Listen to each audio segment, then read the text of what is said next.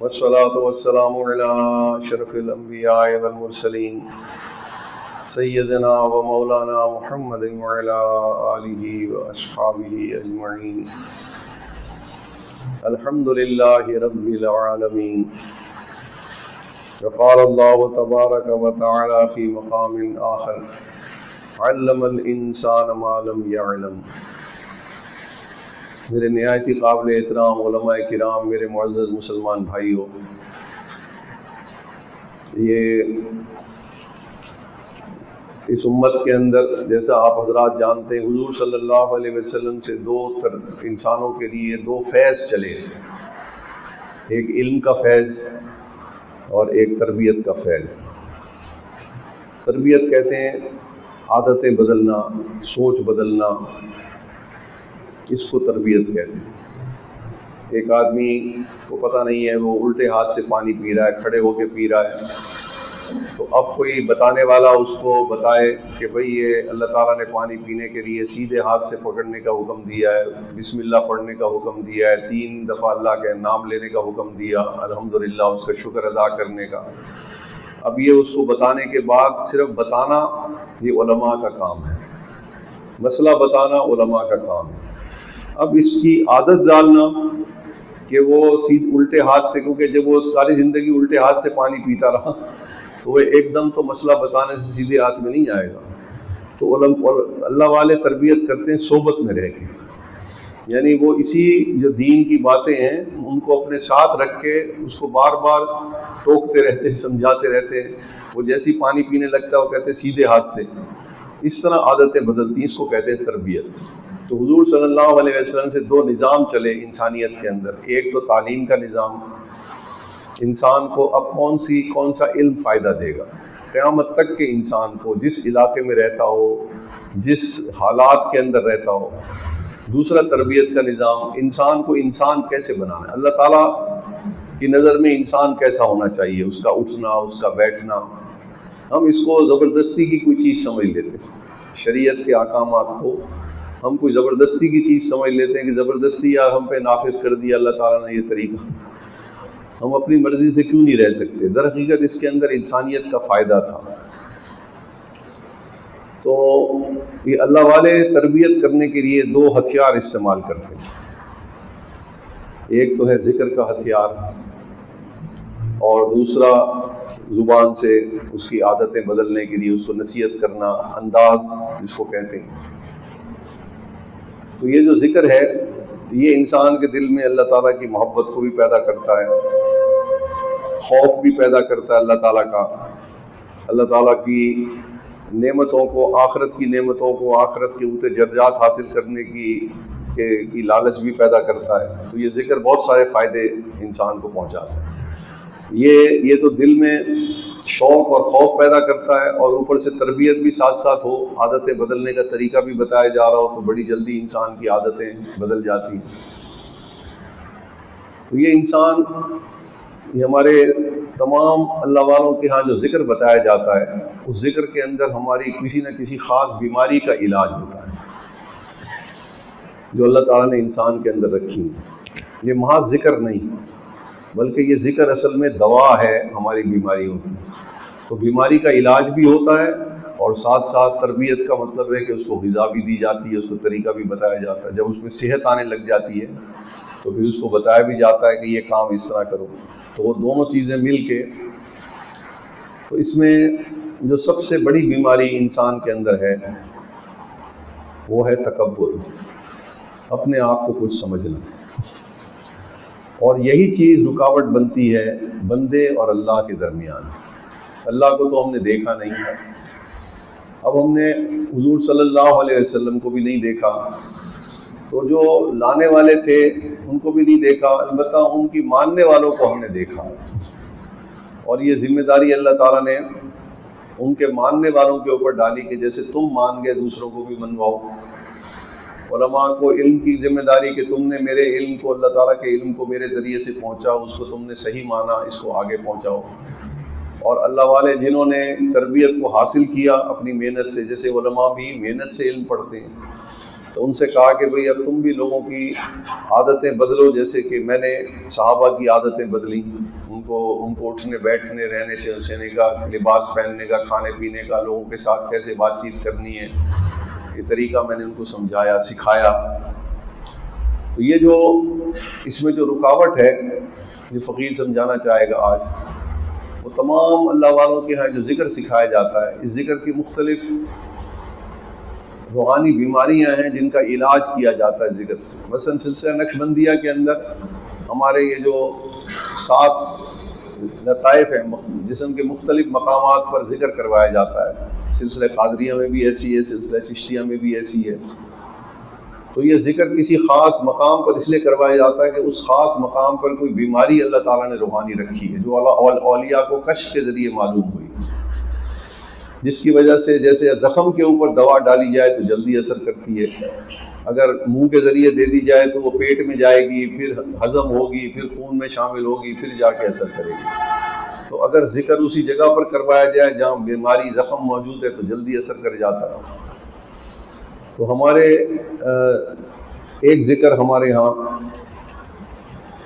سلسلہ نقشبندیہ کے اندر نام تو اللہ کا لیا جاتا ہے جسم کے 7 مختلف حصوں کے اوپر, لیکن ان میں سے ایک حصہ جسم کا جو ہے اس کو مقام اخفا کہتے ہیں.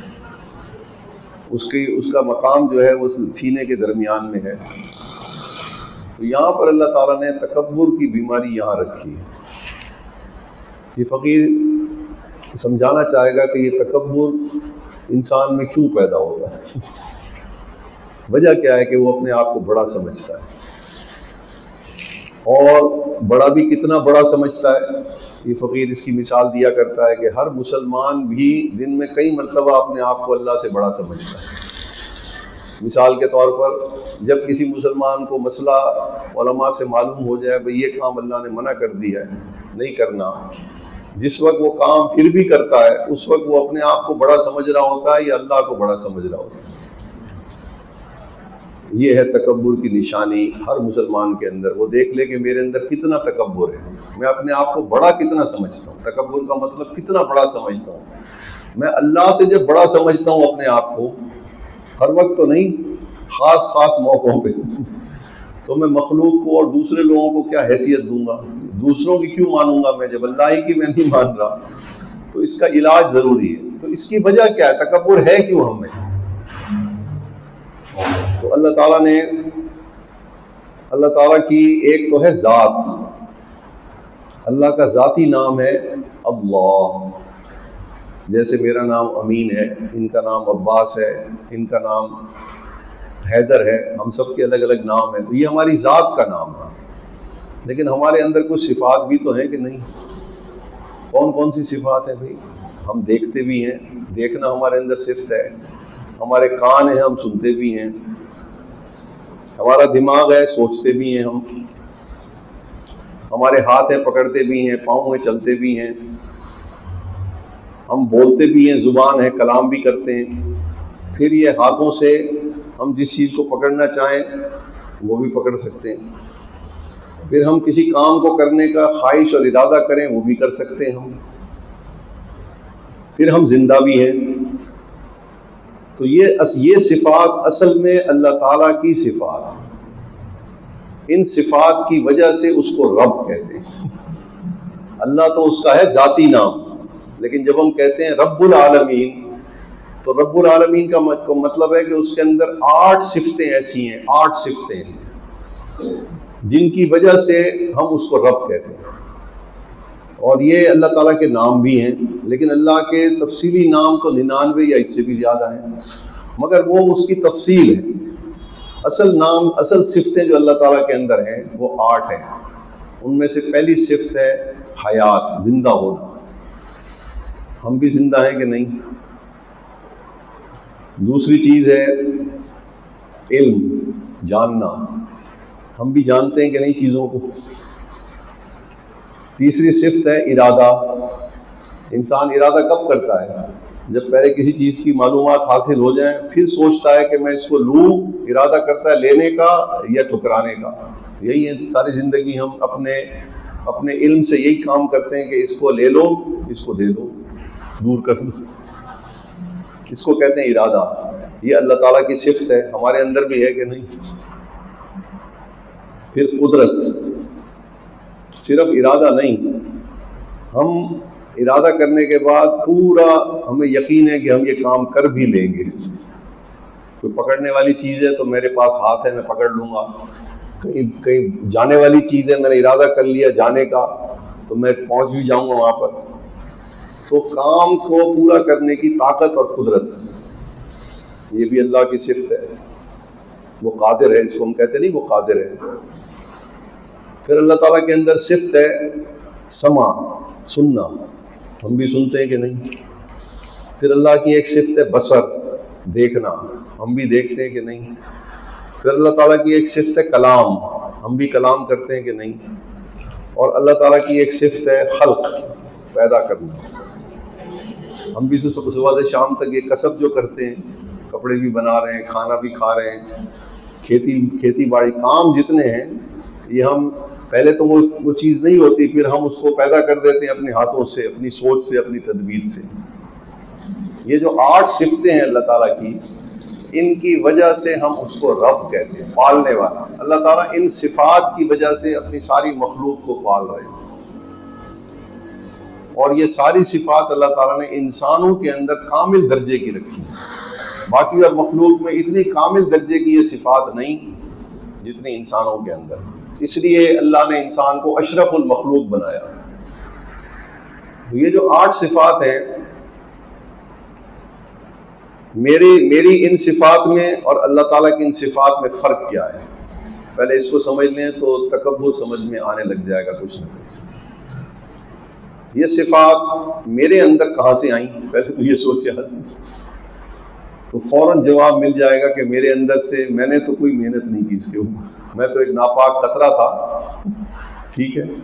اور خود قرآن میں اللہ نے کئی جگہ فرمایا کہ دیکھو تم ایک ناپاک قطرے تھے، پھر میں نے تمہیں روح ڈالی، پھر تم دیکھتے سننے والے ہو گئے۔ تو اس کا مطلب یہ ہوا کہ پہلا جواب تو ہمیں یہ ملے گا کہ یہ جو میرے اندر اتنی صفت ہیں، میں اتنا اپنے آپ کو پڑھا لکھا سمجھتا ہوں، علم سمجھتا ہوں، قدرت میرے اندر، طاقت ہے، یہ سب چیزیں آئی کہاں سے؟ تو جواب ملے گا کہ میری نہیں ہے، اللہ تعالیٰ نے مجھے دی۔ یہ فرق ہے میری صفات میں اور اللہ تعالیٰ کے صفات میں۔ دوسرا، اس کی جو صفات ہیں وہ دائمی ہیں۔ یہ فرق ہے، مخلوق دیکھتے تو جانور بھی ہیں، سنتے تو جانور بھی ہیں، چلتے تو جانور بھی ہیں، تو یہ جو صفات اللہ نے مخلوق کے اندر رکھی ہیں اور اپنے اور سی ہیں، اصل میں وہ صفات تو اللہ تعالیٰ کی ہیں۔ تو یہ ایک جواب تو یہ ہے کہ جانوروں میں یہ صفات اور ہمارے اندر یہ صفات جو ہیں یہ ہماری نہیں ہیں، اللہ تعالیٰ نے ہمیں دی، اپنی مرضی سے دی، کسی کو زیادہ سننا، کسی کو کم، کسی کو زیادہ دیکھنا، کسی کو زیادہ، کسی کی زبان زیادہ صحیح الفاظ بولتی ہے، کسی کی کم۔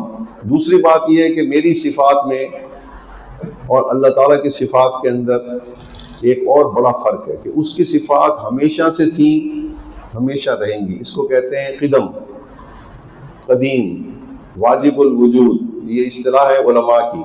قدیم کا مطلب ہے کہ اللہ تعالیٰ کی ذات بھی قدیم ہے، ہمیشہ سے تھی، ہمیشہ رہے گی۔ اللہ تعالیٰ کی صفات بھی قدیم ہے، ہمیشہ سے تھی، ہمیشہ رہیں گی۔ کیا میری صفات میں یہ ایسی چیز ہے؟ دوسرا فرق یہ ہے کہ میری صفات عطا کی بھی ہیں اور وہ قدیم نہیں ہے، وہ پہلے ہی تھی نہیں، جب میں نہیں تھا تو یہ صفات نہیں تھی، پھر جب میں آیا تو آہستہ آہستہ مجھے یہ صفات میرے اندر پیدا ہوئی، پھر یہ فنا ہونے والی ہے۔ تیسری چیز یہ کہ ان کے اندر قوت کا بڑا فرق ہے، اس کی مقدار بہت زیادہ ہے۔ اللہ تعالیٰ کی جب ارادہ کرتے ہیں کسی کام کو کرنے کا تو اللہ تعالیٰ کہتے ہیں ہو جا، ہو جاتا ہے خود بخود ہی۔ ہمارا ارادے کے اندر تو یہ طاقت نہیں، اللہ تعالیٰ کی صفات کے اندر یہ طاقت ہے کہ جب اللہ تعالیٰ کسی کام کا کرنے کا ارادہ کر لیں تو اللہ تعالیٰ کو اس کو ہاتھ وغیرہ اللہ کے، تو ہمیں نہیں پتہ اللہ کا جسم ہے کہ نہیں، وہ صرف کہ ارادہ کرتے ہی وہ چیز ہو جاتی ہے۔ اللہ تعالیٰ کی سننا جو ہے اس کا معیار بہت اونچا ہے، ہم اس کو سمجھ بھی نہیں سکتے۔ وہ ایک ہی وقت میں ساری کائنات کی، ساری مخلوقات کی باتیں سنتا ہے، اپنی اپنی بولیوں میں ہر کوئی بول رہا ہے، جانور بھی باتیں کر رہا ہے، پرندے بھی بولیاں بول رہے ہیں اپنی، پہاڑ بھی کلام کر رہے ہیں آپس میں ایک دوسرے سے، ہمیں تو بے جان لگتے ہیں لیکن وہ بھی آپس میں گفتگو کرتے ہیں، پانی بھی ایک دوسرے سے حال چال تقسیم کر رہے ہیں، درخت بھی ایک دوسرے سے بات چیت کر رہے ہیں، ہمیں تو نہیں پتا۔ تو اللہ تعالیٰ کا سننا جو ہے اس کا معیار بہت اونچا ہے، جو ہماری عقل میں بھی نہیں آتا، کہ وہ ساری مخلوقات کی صفات، ساری مخلوقات کی آوازیں، پوری کائنات کی الگ الگ بولیوں میں بول رہے ہیں، وہ ایک ہی وقت میں اللہ تعالیٰ سن رہے ہیں، اور کسی کی آواز دوسرے کی آواز میں اللہ کے آگے مکس نہیں ہو رہی۔ اس کو کہتے ہیں سمیع۔ بصیر، دیکھنے والا، ہماری نظر تو بس صرف سامنے تک جاتی ہے، جتنی کوئی رکاوٹ آ گئی پیچھے تک ہو سکتا ہے دیکھ سکتی ہو، لیکن رکاوٹ کی وجہ سے، اور اللہ تعالیٰ بیک وقت اپنی تمام مخلوقات کو ایک ہی وقت میں، وہ مخلوق جو ابھی پیدا ہونی ہے، جو وجود میں آ چکی ہے، اور جو مخلوق نے اپنے انجام کو پہنچنا ہے جنت جہنم کے اندر، سب کو ایک ہی وقت میں دیکھ رہے ہیں۔ وہ مجھے اللہ تعالیٰ اس وقت بھی دیکھ رہے جب میں تھا ہی نہیں، اللہ کو پتا تھا کہ امین کہاں ہے، اس کے علم میں یہ بات تھی۔ اب جب میں ہوں تو وہ مجھے اب بھی ویسی دیکھ رہا ہے جیسے جب میں نہیں تھا تب بھی دیکھ رہا تھا، اور جب میرا انجام ہوگا آخرت کے اندر تو اللہ تعالیٰ میرے پیدائش سے پہلے، میری پیدائش، میری دنیا کی زندگی، قبر کی، حشر کی، ساری چیزوں کو ایک ہی وقت میں دیکھ رہا ہے، ساری مخلوق کو ایک ہی وقت میں دیکھ رہا ہے، جب مخلوق نہیں تھی، جب ہے، اور جب نہیں ہوگی۔ تو ہماری صفات میں اور اللہ تعالیٰ کی صفات میں مقدار کا فرق ہے۔ ایک تو یہ کہ ہماری ذاتی نہیں، دوسرا یہ کہ ہماری اس کے اوپر قدرت نہیں اس طرح سے، تیسرا یہ کہ ان کی مقدار بہت ہی تھوڑی، نام کے اعتبار سے ہم کہہ سکتے ہیں کہ ہم سنتے ہیں، بس نام کے اعتبار سے کہہ سکتے ہیں میں بھی دیکھتا ہوں۔ تو ان میں سے فقیر صرف آج ایک چیز صفت کی تشریح کرے گا جو تکبر کا سب سے بڑا سبب بنتا ہے حیات کے بعد، کیونکہ یہ ساری بڑائی کب تک ہے؟ جب تک اندر ہوا ہے، جب یہ پھونک نکل گئی تو ساری بڑائی ختم۔ حیات کے بعد انسان یہ سارے کام کرتا ہے کہ اپنے آپ کو اللہ تعالیٰ سے بھی بڑا سمجھتا رہتا ہے۔ تو اس میں دو صفات ایسی ہیں جو ان کی جمع کرنے والی ہیں۔ ان دو کو اگر یہ فقیر میں سے ایک کو سمجھانے کی کوشش کرے گا، اگر سمجھا سکا تو انشاءاللہ امید ہے کہ آپ کو بہت نفع ہوگا۔ پہلی صفت تو ہے علم کی صفت، جاننا، یعنی انسان اپنے آپ کو دوسرے انسان سے کس چیز سے بڑا سمجھتا ہے دنیا میں؟ مال کی وجہ سے بڑا سمجھتا ہے، مال کی وجہ سے بھی ہم ایک دوسرے کو چھوٹا بڑا کہتے ہیں، لیکن زیادہ بڑا چھوٹا کس کی وجہ سے سمجھتا ہے؟ علم کی وجہ سے۔ ایک ہی مجلس کے اندر ایک بہت بڑا جاگیردار بیٹھا ہو، بہت بڑا، لیکن اس نے دنیاوی تعلیم، دینی تعلیم کوئی بھی حاصل نہیں کی بھی، وہاں پر اگر ایک کوئی میٹرک پاس آ جائے، کوئی ایم اے پاس آ جائے، کوئی عالم دین آ جائے، تو اس کو اپنے دل کے اندر اپنی ساری جائیداد کم لگے گی کہ نہیں کہ یار یہ پڑھا لکھا، میں یہ کام نہیں کر سکا، اگر یہ بھی ہوتا میرے پاس تو پھر میں دیکھتا کہ میں کیسے بادشاہ کرتا ہوں۔ علم کی صفت ایسی ہے، جاننا، کہ یہ جاننے والے کو بادشاہ کے بھی قریب بٹھا دیتی ہے۔ بادشاہ اگر جاننے والا نہ ہو، پڑھا لکھا نہ ہو، تو بادشاہ بھی اس کا محتاج ہے، غریب بھی اس کا محتاج ہے۔ پیسے کے سب محتاج نہیں، سب سے مراد یہ کہ اگر کسی کے پاس خود پیسے نہیں ہوں گے تو اللہ تعالیٰ رب ہے، وہ اس کو کھلانے کے اللہ نے 100 انتظامات کیے ہیں، کوئی اور اس کو روٹی دے دے گا۔ اصل جو سب سے بڑی تکبر کی وجہ ہے میرے اور آپ کے اندر، وہ ہے میرا چیزوں کو جاننا، معلومات، انفارمیشن، چیزوں کے بارے میں معلومات، زمین، آسمان، چرند پرند، پھر اسی طرح سے جسموں کا علم جس کو ہم ڈاکٹری کا علم کہتے ہیں، چیزیں بنانے کا علم، ٹیکنالوجی، انجینئرنگ اور بہت سارے فن کسب۔ تو اس کام کو کرنے کے لیے پہلے اس کام کا جاننا ضروری ہے، اس کو کہتے ہیں علم۔ علم جو ہے یہ تکبر کی سب سے بڑی وجہ ہے، لیکن دیکھنا یہ ہے کہ یہ علم ہمارا ذاتی ہے، یعنی ہم نے کوئی چیز تحقیق کی، سوچا کسی چیز کے بارے میں، تو اس کا نتیجہ حاصل کر لیا ہم نے، بھئی یہ چیز انسانیت کے فائدے کے لیے ہے، میرے بھی فائدہ دے گی، ہم اس کو کہتے ہیں علم۔ ایسے ہی ہے لیکن علم اس کا نام نہیں. اللہ تعالیٰ کی نظر میں اس کو علم نہیں کہتے. جاننا تو اس کو کہتے ہیں. علم اصل میں ایک نور کا نام ہے, سمجھیے. اللہ تعالیٰ کی جو صفت ہے علم ایک نور کو کہتے ہیں. وہ اللہ کی صفت ہے علیم. اور اللہ نے قرآن میں بارہا فرمایا کہ علم الانسان ما لم یعلم, میں نے انسان کو وہ چیز سکھائی جو وہ نہیں جانتا تھا. حالانکہ جانتے تو اب ہم سب کچھ ہیں. تو اب اللہ تعالیٰ کا یہ فرمانا کہ میں نے انسان کو وہ سکھایا جو وہ جانتے ہی نہیں تھا. یہ ہمارا جاننا جو ہے اس کو علم اس لیے نہیں کہتے کہ پہلے علم کی تعریف سمجھ لیں. علم معلومات کے جمع کرنے کا اور حفظ کرنے کا نام نہیں. آپ نے کوئی چیزیں دیکھی, آپ نے مجھے کوئی چیز کی اطلاع دی, انہوں نے مجھے کوئی معلومات فراہم کی, میں نے اپنے دماغ میں محفوظ کر لی اور میں نے اس کو علم سمجھ لیا. یہ علم نہیں. علم ہماری نظر میں ہے کہ کسی چیز کا نفع یا نقصان معلوم کرنا. ایسا ہے کہ نہیں؟ کسی بھی چیز کے بارے میں نفع یا نقصان کی انفارمیشن, معلومات کو ہم علم کہتے ہیں. لیکن اللہ تعالیٰ کی نظر میں یہ علم نہیں. اللہ تعالیٰ کی نظر میں علم کیا ہے؟ شریعت کی نظر میں علم کیا ہے؟ علم ایک نور ہے جو اللہ تعالیٰ کی ذات سے مخلوق کی طرف اترتا ہے جس کو وہ چاہتے ہیں. وہ اس کے قلب میں اترتا ہے, وہ روشنی ہے. علم کی تعریف شریعت کے اندر کی گئی ہے, العلم نور. علم ایک نور ہے. وہ جب قلب کے اندر اترتا ہے اللہ تعالیٰ کی طرف سے, تو اس نے جو محنت کی ہوتی ہے, اپنی معلومات اکٹھی کی بھی ہوتی ہیں اپنی طور پہ, ان معلومات کے اوپر جب وہ روشنی پڑتی ہے, اگر وہ واقعی علم کا طالب ہے, کیا مطلب, ایک نفع نقصان اس نے خود سے سوچا ہے, چیزوں کے بارے میں نفع نقصان اس نے خود تحقیق کی ہے. کھیتی باڑی کے اندر یہ چیز فائدہ مند ہے, یہ نقصان ہے. تجارت میں یہ فائدہ مند ہے, یہ نقصان ہے. انسان کے بدن کے اندر یہ بیماری کا یہ علاج فائدہ مند ہے, یہ نقصان دہ. تو ہم نے جو نفع اور نقصان کی چیزیں پڑھی ہیں اس کو ہم علم کہتے ہیں. لیکن یہ علم نہیں. علم کیا ہے؟ ایک نور ہے. وہ نور جب اللہ تعالیٰ کی طرف سے کسی کے قلب میں اترتا ہے تو اس نے جو پہلے معلومات حاصل کی ہوتی ہیں پہلے سے, ان کے اوپر وہ روشنی ڈالتا ہے. وہ نور ان کے اوپر پڑتا ہے. جیسے کسی نے کتاب لکھ دی, اندھیرے میں لکھ دی. اب جب وہ دیکھے کہ میں نے لائنیں صحیح رکھی تھی, کوئی الفاظ ایک دوسرے کے اوپر تو نہیں لکھ دیا تھا. ہمارا علم اس طرح کا ہے کہ اندھیرے میں لکھی ہوئی ایک کتاب ہے. ہمارے دماغ میں جو علم جمع ہے اس کو ایسے سمجھے جیسے اندھیرے میں لکھی ہوئی ایک کتاب ہے.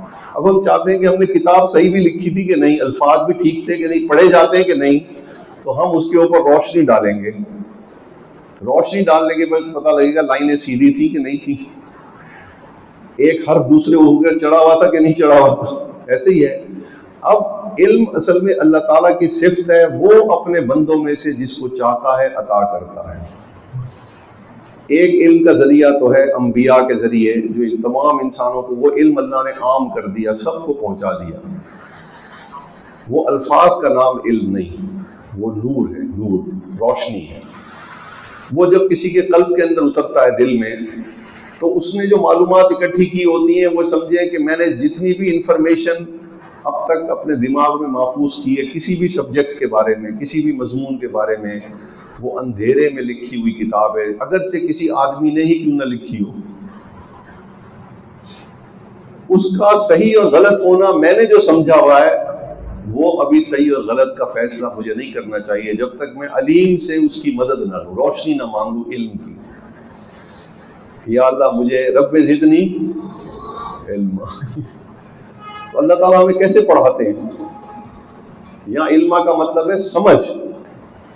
اے اللہ میری سمجھ کو زیادہ کر. سمجھ کا کیا مطلب؟ جو انفارمیشن میں نے لے لی ہے میں ان کو کیا سمجھ رہا ہوں, صحیح کہ غلط؟ صحیح سمجھ رہا ہوں نا, کیونکہ میں نے وہ کتابوں سے پڑھا ہے, میں نے بڑے بڑے سائنسدانوں سے وہ کتابیں پڑھی ہیں, میں اس کو کیا سمجھ رہا ہوں, صحیح. تو اللہ تعالیٰ فرما رہے ہیں کہ مجھ سے مانگو رب زدنی علما, مجھ سے مانگو کہ میری سمجھ بڑھا, علم نہیں بڑھا. مجھے یہ سمجھا دے کہ جو کچھ میں سمجھ رہا ہوں وہ صحیح ہے یا جو تو تیری نظر میں صحیح ہے وہ سمجھا مجھے. میں سمجھا سکتا ہوں. تو جب علم اترتا ہے علیم کی ذات سے، وہ انسان کے قلب کے اندر اترتا ہے، وہ کیا کرتا ہے؟ وہ حق اور باطل کی کو الگ الگ کر کے سمجھا دیتا ہے۔ صحیح چیز تم نے کون سی معلوم کی تھی، غلط چیز کون سی تھی؟ میرے نزدیک تمہارے لیے جس کو تم صحیح سمجھ رہے تھے وہ غلط ہے یا صحیح ہے؟ جس کو تم غلط سمجھ رہے تھے میرے نزدیک وہ غلط ہے کہ نہیں ہے؟ اس کو علم کہتے ہیں۔ انفارمیشن، بہت زیادہ معلومات، کتابیں پڑھنے، اس کا نام علم نہیں۔ تو ہم تو یہ جیلی علم کو اصل سمجھ بیٹھے، جو ہمارا اپنا علم تھا، ہماری دماغ نے جو چیز سوچا تھا، ہم تو اس کی وجہ سے اللہ کا مقابلہ کرنے لگ گئے اور ایک دوسرے کے اوپر بڑائی کرنے لگ گئے، یہ میں زیادہ پڑھا لکھا ہوں، یہ کم پڑھا لکھا ہے۔ اصل میں تو یہ معلومات کا فرق تھا، بھائی اس نے 100 کتابیں پڑھ لی ہے، میں نے 99 پڑھی ہیں، میں ان کے روب میں آ گیا۔ تو ایک تکبر کی جو سب سے بڑی وجہ ہے وہ ہے انسان کے اندر علم جاننا۔ یہ مخلوق میں اللہ نے یہ صرف کسی کے اندر نہیں، کیونکہ انسان پوری کائنات کے اندر ریسرچ کر سکتا ہے۔ اللہ نے اس کو، اس کے دماغ کو ایسی طاقت بخشی ہے، جس چیز میں غور کرے گا۔ زمین پہ بیٹھ کے سیاروں کی معلومات نہیں لوگ لیتے، اور پرانے لوگوں نے تو ایک ایک سیارے، ایک ایک پوری کائنات کی ساری معلومات زمین کے اوپر بیٹھ کے لکھی ہے، کتابوں کی کتابیں لکھ دی، جس کو علم نجوم کہتے ہیں۔ وہ کسی سیارے پہ گئے بھی نہیں، کہیں بھی نہیں گئے۔ تو اتنا زبردست اللہ نے انسان کو دماغ عطا کیا ہے کہ جب یہ غور کرتا ہے کائنات کی کسی چیز میں، تو اللہ تعالیٰ اس کے دماغ میں معلومات آنے لگ جاتی ہیں، اور وہ اپنے جاننے کی وجہ سے بڑا پن اس کے اندر آ جاتا ہے۔ بھائی مجھے تو آج یہ پتہ لگ گئی چیز، یہ تو کسی اور کو پتہ ہی نہیں، جس کی وجہ سے وہ اسی چھوٹی سی معلومات کے بارے میں، اور کائنات، اب اس کے اندر یاد رکھیے، اگر آپ نے تحقیق کی تھی، معلومات کی تھی کائنات کے بارے میں، اور آپ کو ایک علم کائنات کے بارے میں، ستاروں کے بارے میں، سیاروں کے بارے میں آپ نے کوئی معلومات اکٹھی کر لی، کسی کی کتاب پڑھ کے آپ نے وہ کائنات کے بارے میں، ستاروں اور سیاروں کے بارے میں کوئی معلومات حاصل کر لی، اور دوسرے نے نہیں کی، تو یہ جس نے معلوم کی وہ اپنے آپ کو دوسرے سے بڑا سمجھے گا کہ نہیں؟ ایک تو بڑے پن کی وجہ یہ ہے۔ دوسری بات یہ ہے کہ اگر وہ یہ سمجھے کہ یہ کائنات، میں نے تو زمین پر بیٹھ کے کائنات کے بارے میں معلومات حاصل کی، جس کی میں نے کتاب پڑھی ہے اس نے بھی زمین پر بیٹھ کے کی ہیں، تو بنانے والے سے مشورہ کیوں نہ کیا جائے؟ جب وہ بنانے والے سے مشورہ کرے گا، اس کے دو طریقے ہیں۔ ایک طریقہ تو یہ ہے کہ اپنے علم کو اللہ تعالیٰ کے حضور پیش کرے، دعا کرے۔ ایک طریقہ ہے اس کا دعا، یا اللہ میں نے یہ معلومات حاصل کر لی ہیں، لیکن میں جانتا ہوں کہ یہ میری معلومات ہیں، ایک انسان کی معلومات ہیں۔ اب کائنات کے بارے میں جو حقیقی معلومات ہیں وہ تو ذرا مجھے سمجھا دے۔ تو اب اس کے دو طریقے ہیں، یا تو اللہ تعالیٰ براہ راست اس کے دماغ کے اندر صحیح علم ڈال دیں گے، اس کو کہتے ہیں علم لدنی، اپنی طرف سے اللہ تعالیٰ وہ علم کی روشنی اس کے قلب میں ڈال دیں گے، اور اس کی جو تحقیق تھی وہ صحیح نہج پر پہنچ جائے گی۔ مسلمانوں کو یہ فن آتا تھا کیونکہ انہوں نے اللہ تعالیٰ کی فرمانبرداری اختیار کی، تو مسلمانوں نے جب تک دنیا کے علوم کے اندر ترقی کی، اس کا سب سے بڑا سبب یہ تھا کہ وہ دنیا کے علوم کے اندر ترقی کرنے کے بعد اللہ تعالیٰ کے آگے گڑ گڑاتے تھے کہ یا اللہ یہ ہم نے معلومات اکٹھی کر لی ہیں۔ ابن بطوطہ کا آپ نے نام سنا ہوگا، ایک سیاح تھا، اس نے دنیا کی بڑی سیر کی، اس نے پوری دنیا کا پیمائش کی کہ دنیا کی گولائی کتنے کلومیٹر ہے آج کے زمانے میں۔ اس زمانے میں تو میل ہوتے تھے، فرسخ ہوتے تھے، پیمانہ اور ہوتا تھا۔ آج کے زمانے میں اس نے کلومیٹروں کے اندر کی زمین جو ہے یہ کتنی بڑی ہے، اس نے اس کی پیمائش کی ایک جگہ کے اوپر بیٹھ کے، لیکن اللہ تعالیٰ کی مدد سے کی۔ آج سیٹلائٹ کے ذریعے جب دنیا کی پیمائش کی گئی تو ابن بطوطہ کی پیمائش اور سیٹلائٹ کے ذریعے پیمائش کے اندر 27 یا 28 فٹ کا فرق تھا۔ جب آدمی علیم سے مدد مانگتا ہے اپنے علم کی، جو معلومات اس نے کی، مسلمان کا یہ کام ہے، اس کو پتا ہے کہ اصل جاننے والی ذات کون ہے، وہ اپنی معلومات اس کے اندر اس کے علم میں تکبر نہیں آتا، کیونکہ وہ پہلے ہی سمجھتا تھا کہ یہ اللہ نے مجھے دماغ دیا ہے معلومات کے لیے کہ میں تحقیق کروں، دیکھوں میرے فائدے کی کون سی چیز ہے، دوسرے فائدے کی کون سی چیز ہے، اور تحقیق کرنے کے بعد پھر میں اس کے اوپر اللہ تعالیٰ کی مدد طلب کروں، مشورہ کروں، مراقبہ، جس کو مراقبہ کہتے ہیں۔ مراقبے کا مطلب ہے کہ اس چیز کو ذہن میں رکھ کے پھر اللہ تعالیٰ سے مدد طلب کیجیے۔ مراقبے سے اللہ تعالیٰ اس علم کی ایک نور اترتا ہے اللہ تعالیٰ کے قلب میں، اللہ تعالیٰ اس کی حقیقت سمجھا دیتے ہیں۔ آج دوسرا طریقہ یہ ہے کہ ان مضامین کے بارے میں جو معلومات حضور صلی اللہ علیہ وسلم کے ذریعے پہلے ہی آ چکی ہوں، پھر اس میں غور کرنے کی ضرورت نہیں، پھر اس میں مراقبہ کرنے کی ضرورت نہیں۔ آپ وہ علم پڑھیں انسانوں سے اور حضور صلی اللہ علیہ وسلم کے علم کے اوپر پیش کریں، کیونکہ اللہ نے یہ کام آسان کر دیا۔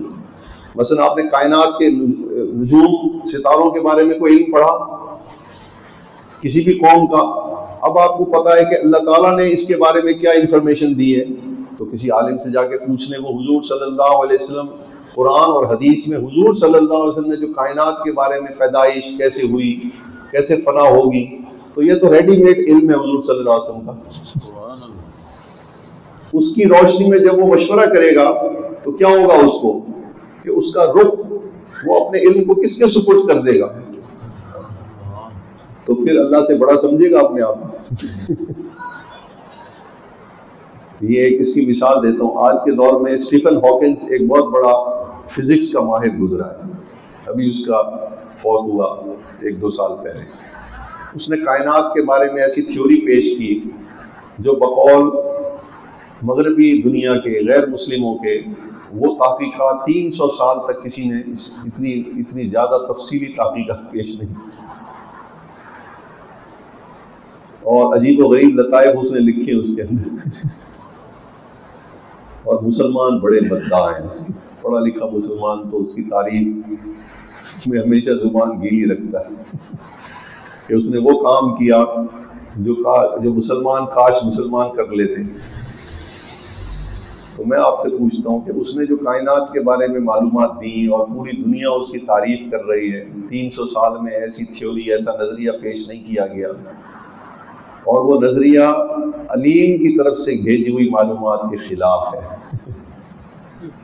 تو ہمیں یہ سوچنا چاہیے اسٹیفن ہاکنز کی تقریر پڑھنے کے بعد، اس نے تو بیچارے نے زمین پر بیٹھ کر معلومات کی، میرے حضور صلی اللہ علیہ وسلم کو خود دیکھ کے آئے ساری کائنات کو، ان کی معلومات زیادہ صحیح ہونی چاہیے، میری نظر نہیں ہے اسٹیفن ہاکنز کی۔ مجھے اسٹیفن ہاکنز کی معلومات کے اوپر نبی کی سیر کو ڈالنا چاہیے تھا۔ آپ کہاں تشریف لے گئے، آپ نے ستاروں کی پیدائش کے بارے میں کیا اطلاع دی، کائنات کی پیدائش کے بارے میں آپ نے کیا معلوم۔ اس کو کہتے ہیں مسلمان جو علم وہی ہے جو اللہ تعالیٰ کی طرف سے انسان کو عطا کیا جائے، چاہے نبی کے ذریعے دے دیا جائے، اور اگر نبی کے ذریعے نہیں دیا، کسی سبجیکٹ کے اوپر، کسی بات کے اوپر حضور صلی اللہ علیہ وسلم کا علم فی الحال خاموش ہے۔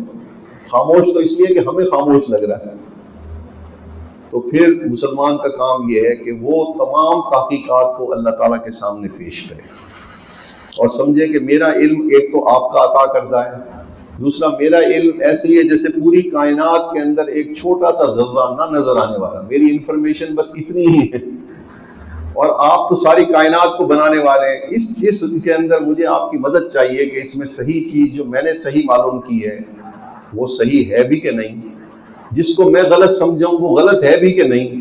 تو اللہ تعالیٰ کی طرف سے ایک نور اترے گا، اس کو قرآن شریف میں علم لدنی کہا گیا، میری طرف سے علم، وہ کسی کتاب میں نہیں لکھا ہوتا، وہ اللہ تعالیٰ طالب کے قلب کے اندر خود بخود ڈالتے ہیں۔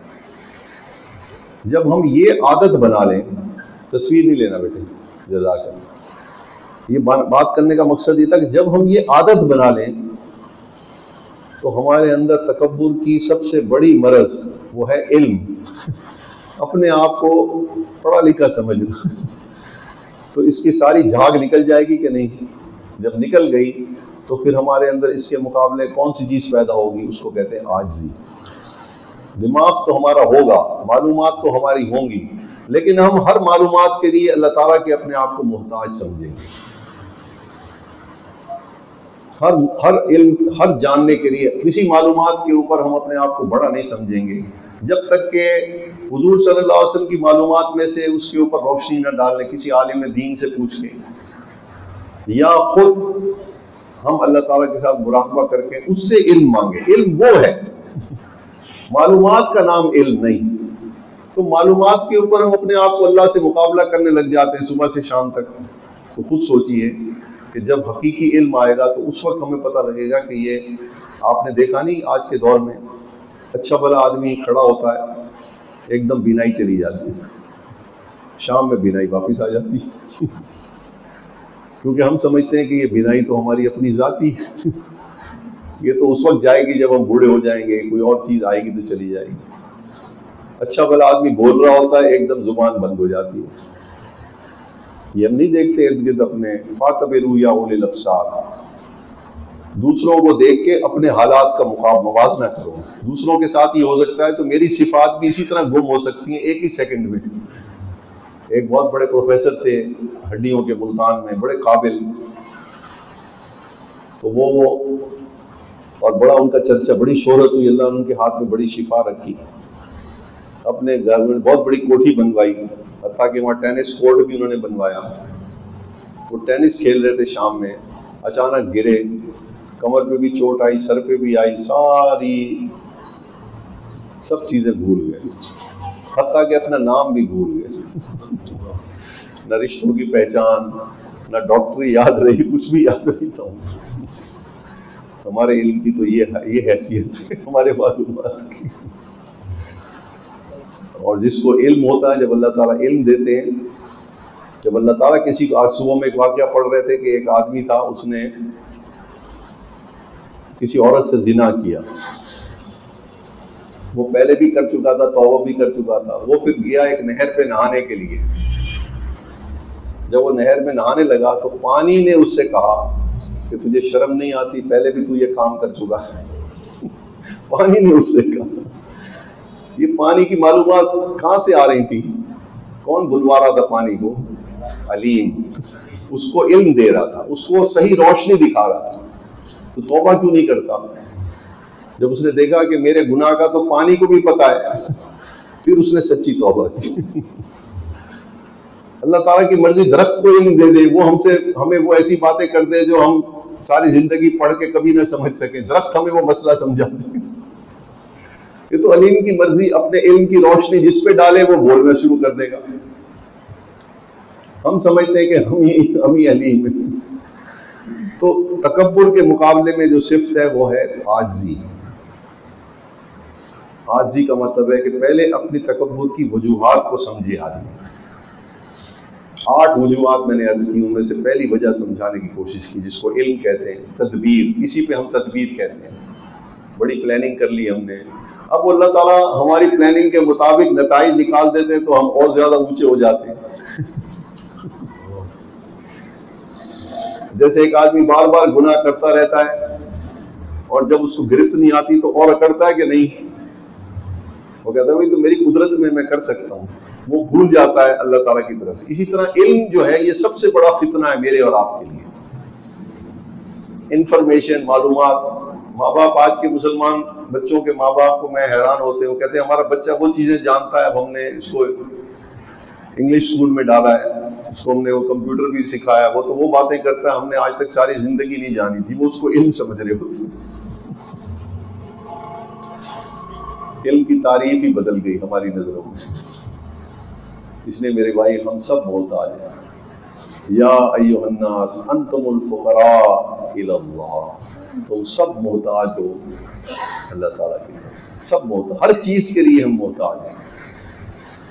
بھوک جو لگتی ہے، میں آپ کو سمجھا رہا ہوں، ہم سمجھتے ہیں کہ ہمارا کھانا ہضم ہو گیا تو بھوک لگتی ہے.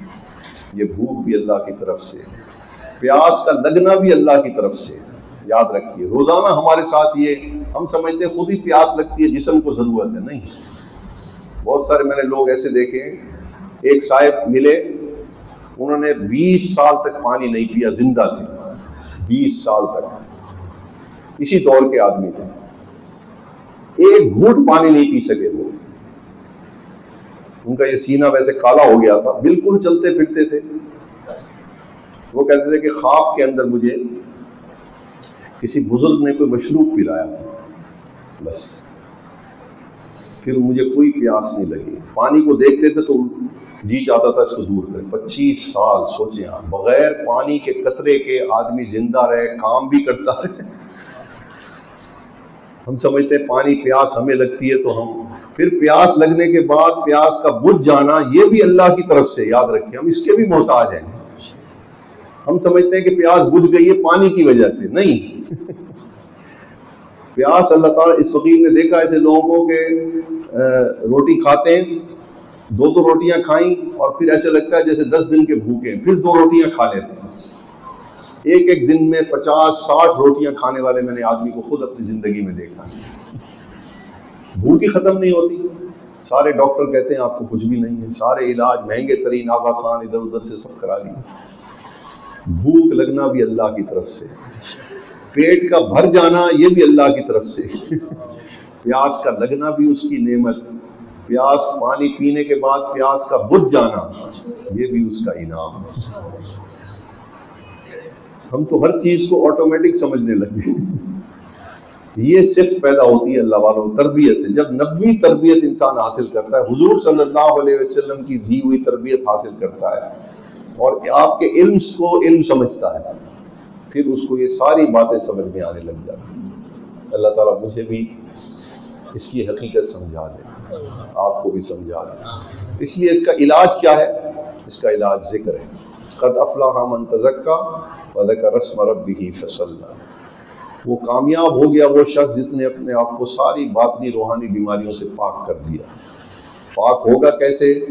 میرا نام لیتا رہا اور نماز پڑھتا رہا.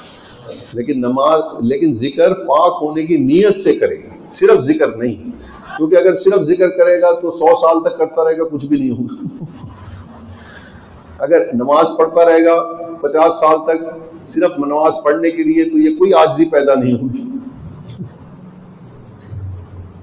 وہ نماز جو تزکیے کے لیے، اپنے آپ کو پاک کرنے کے لیے سیکھی جائے، اور وہ نبی حضور صلی اللہ علیہ وسلم کے جو تربیت یافتہ لوگ ہیں جنہوں نے ذکر کا طریقے سے یہ فائدہ اٹھایا، جنہوں نے نماز کو سمجھ کے اس کا طریقہ سمجھا اور نماز کے اندر یہ دیکھا کہ نماز سے یہ ساری بیماریاں ہماری جا رہی ہیں، ان سے نماز سیکھ کے جب آپ پڑھیں گے تو یہ ساری صفات آپ کے اندر بھی منتقل ہو جائیں. کیونکہ اللہ نے اپنی دوستی ہر ایک کے لیے رکھی ہے، دروازہ ہر ایک کے لیے کھلا ہے اللہ کی دوستی کا.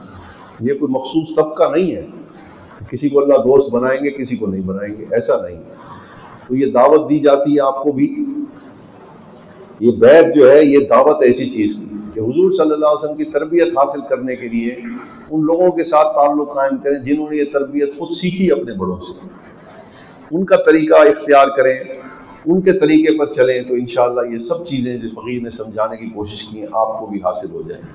جو حضرات پہلے سے بیعت ہیں اس فقیر کے ساتھ یا سائیں عباس صاحب کے ساتھ، وہ اپنی بیعت تازہ فرما لیں. اور